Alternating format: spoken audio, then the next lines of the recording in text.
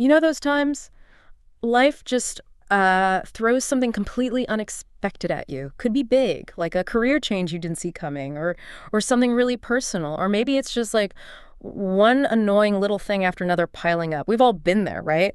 That feeling of being totally swamped, maybe a bit stuck, wondering, how am I going to get through this? So what really got us thinking for this deep dive was, how do people manage that? Not just like survive tough times, but actually come out, well, stronger, more capable? Yeah, that's exactly it. And that feeling you're describing, that brings us straight to resilience. It's a term people use a lot, maybe sometimes thinking it just means bouncing back. Oh. But sources like Headspace, they talk about bouncing forward, which I think is a great way to put it. To suggest, recovery plus real personal growth. Yeah. It changes you. And the crucial thing here, based on, well, the American Psychological Association and others, it's not just something you're born with. They define it as a process, an active thing. Adjusting well during really difficult stuff, stress, trauma, setbacks, it's absolutely a skill, something you can build.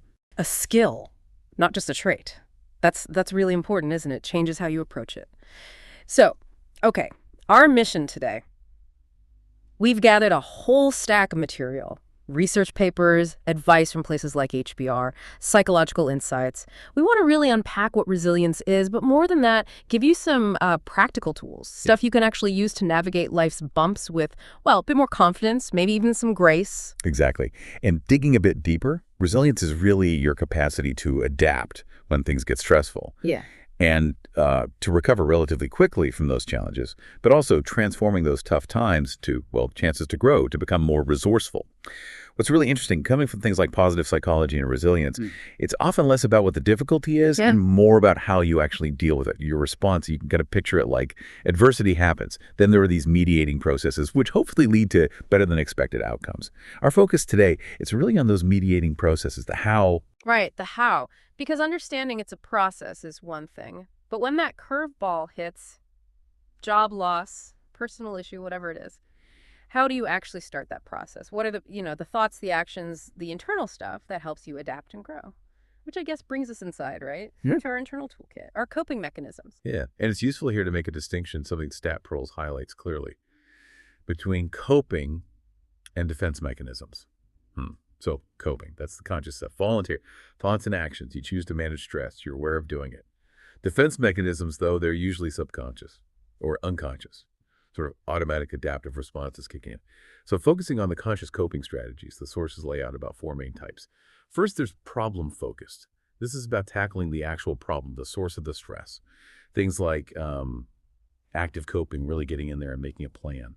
Or maybe restraint, holding back, not reacting instantly. Second, emotion-focused. This is more about managing the negative feelings the stress causes, like positive reframing, trying to find a different angle, a silver lining, acceptance. Even humor can fit here. Or turning to faith or spirituality. Third, meaning-focused. This is more cognitive, trying to understand the deeper meaning of what's happening, finding significance in it. And fourth, social coping, basically seeking support, reaching out to your network for emotional backup, or maybe practical help. But we also have to mention maladaptive coping, really important. This is stuff like just disengaging completely, avoiding the issue, suppressing your emotions, pretending they're not there. And the research is pretty clear. This stuff is linked to poorer mental health, risky behaviors, even like not sticking with therapy that could help. That makes sense. And some of those maladaptive ones, they can feel almost automatic sometimes, can't they? Avoidance, for example. So if someone recognizes that and they want to shift towards more helpful coping, what's usually the biggest roadblock? Is it just knowing what to do, or is it harder than that? That's a really good point. Often it's not just knowing. It's inertia, maybe. Yeah. The pull of habit. Our brains like efficiency, right? And sometimes avoiding feels easier right now, even if it makes things worse later. Breaking that pattern, building those new, more adaptive pathways, it takes conscious effort. It takes practice, really, consistently. Practice. Okay, that leads us perfectly into the next bit then. Knowing what helps is great, but how do you actually practice? How do you build those new pathways? Let's get into some real, tangible strategies, maybe some less obvious ones people can actually use to build up that resilience toolkit. Absolutely. Let's group some of these practical ideas from the sources. Okay, first up, mindset shifts and cognitive strategies. Big one here is reframing negative thoughts. Cognitive restructuring, basically. Learning to spot those automatic negative patterns and challenge them. create a more balanced view. Rementi suggests asking, okay, what's one positive thing I could learn from this? Simple, but powerful. And Join the Collective mentions using a thought diary, not just logging bad thoughts, but actively writing down different ways to look at it, training your brain. I like that idea of a thought diary. But say you're right in the middle of something tough, like, I don't know, you just got some really bad feedback at work. How do you reframe in that moment? It sounds hard. It is hard in the moment. It's not about pretending everything's suddenly rosy. It's more about creating a little distance. Maybe the initial thought is, I'm terrible at my job. The reframe, maybe later used in the diary, could be, okay, this feedback is tough, but it's specific. What can I learn? This doesn't define my whole worth. The diary practice helps build the muscle, so it gets a little easier to access that perspective quicker next time. Another key strategy, identify what's in your control. Headspace really nails this. Focus your energy where it counts, on what you can influence, and try, consciously, to let go of the stuff you can't. Imagine a project goes sideways because of external factors. You can't control the market, maybe, but you can control how you communicate with your team, how you problem solve now, what you do next. Sometimes just listing it out, control versus no control, can be incredibly helpful. Clarifying. Then think about using wisdom from past experiences. We've all gotten through hard stuff before. So take a moment to reflect. What actually helped you last time? Was it a specific piece of advice? A song? Talking to a certain person? Remembering your own past successes? You got to build your own personal resilience greatest hits playlist you can turn to. Makes it relevant to you. And, so important, practice self-compassion. Treat yourself like you treat a good friend going through the same thing. Acknowledge the struggle, the mistake, whatever it is, without beating yourself up relentlessly. Talk to yourself kindly. Maybe do something small that feels restorative after a tough day. It's not selfish. It's actually fuel. Okay, so that's the thinking side. What about the doing? The action-oriented and planning strategies? Right. Well, one is move towards your goals. Even tiny steps. Get clear on what matters long-term, then break it down. What's one thing? Just one. I could do today to move towards that. Even if it's minuscule. It fights that feeling of being stuck, gives you a sense of purpose when things feel chaotic. Also, practice adaptability, being flexible, creative under pressure. Headspace has a cool suggestion. Regularly brainstorm ideas, doesn't matter what. 10 ways to fix a leaky faucet, 10 book ideas. The point isn't the ideas themselves, it's training your brain to generate options quickly without judging them instantly. Builds mental flexibility for when you really need it. Another practical one, create constants, routines, especially when everything feels up in the air. Simple things, same breakfast time, a short walk every day, a regular bedtime. They create anchors, predictability. Little visual cues can help, like putting your gym clothes out the night before. Makes the routine easier to stick to. And underpinning a lot of this, engage in movement, physical activity. We know it reduces stress.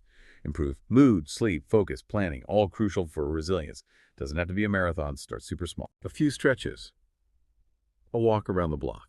Consistency matters more than intensity at first. That makes a lot of sense. It connects the mind and body. And what about connection with others? You mentioned social coping earlier. Absolutely critical. Building social connections and support systems. Actively build your support system. Find those people you trust, who listen without judgment, who offer real compassion or maybe just practical help. And nurture those connections. Small things matter. Send a thank you text. Offer help to someone else. Check in. And crucially, learn to accept support when it's offered. That could be hard for some of us. This isn't just for adults either. Research on kids' resilience shows how vital support is from parents, family, school, the community. Safe spaces, strong relationships. The principle's the same. Okay, so we've got mindset shifts, actions, connections, a whole toolkit developing. But let's zoom in a bit. What's actually happening inside us, like biologically, that makes this possible? What's the science behind this bounce? Yes. This is where it gets really cool, I think. The bedrock here is neuroplasticity. It's basically the brain's incredible ability to change, to reorganize itself, to form new connections based on experience. Throughout life, it's fundamental to learning, memory, and definitely to resilience. It's how we adapt. And the best part, we can influence it. We can boost neuroplasticity. Things we just talked about, exercise, learning new things, meditation, good sleep, nutrition. They all help the brain rewire positively. On the flip side, chronic stress, being inactive, that can actually reduce neuroplasticity, make us more rigid. And there's a neat link to optimism too. Studies suggest optimism isn't just, positive thinking. It seems connected to activating reward circuits in the brain, which in turn can enhance that neuroplasticity. So pulling it all together, it really shows resilience isn't some kind of magic. It's a trainable ability grounded in our actual brain biology. Your brain is literally built to adapt and grow through challenges. Wow. Knowing that it's biologically supported, that adds a whole other layer, doesn't it? It Yeah. feels more achievable. Okay, so we've looked at what resilience is, the science, the strategies, tons of them. Yeah. But let's bring it right back to the listener. Why does knowing all this, why does building this toolkit actually matter for you in your life, your work, how you lead? Well, first, for your personal well-being, it's huge. Building resilience directly impacts mental health in a positive way. Less stress, better mood, just a greater sense of being able to handle things. It's about moving from just surviving to actively thriving, even when things are tough. And then professionally, especially in leadership, emotional resilience is absolutely vital. Harvard Business Review points out that something like 90% of top performers have high emotional intelligence, and resilience is a huge part of that. Leaders who are resilient, they're way more likely, like 70% more likely to handle high-pressure stuff effectively, guiding teams through choppy waters, making tough calls calmly. Which connects to another powerful idea from HBR, this resilience regimen. It's about deliberately shifting your mindset, moving away from what they call cause-oriented thinking, getting stuck on why did this happen, who's to blame, dwelling on the past, and moving towards response-oriented thinking, focusing purely forward. What can I control? What impact can I have? How can I contain this? How can I shorten the difficulty? It's very action-focused, very present and future-oriented. That cause versus response thinking, that feels like a really practical distinction you could notice in yourself. How do you actually practice that shift daily?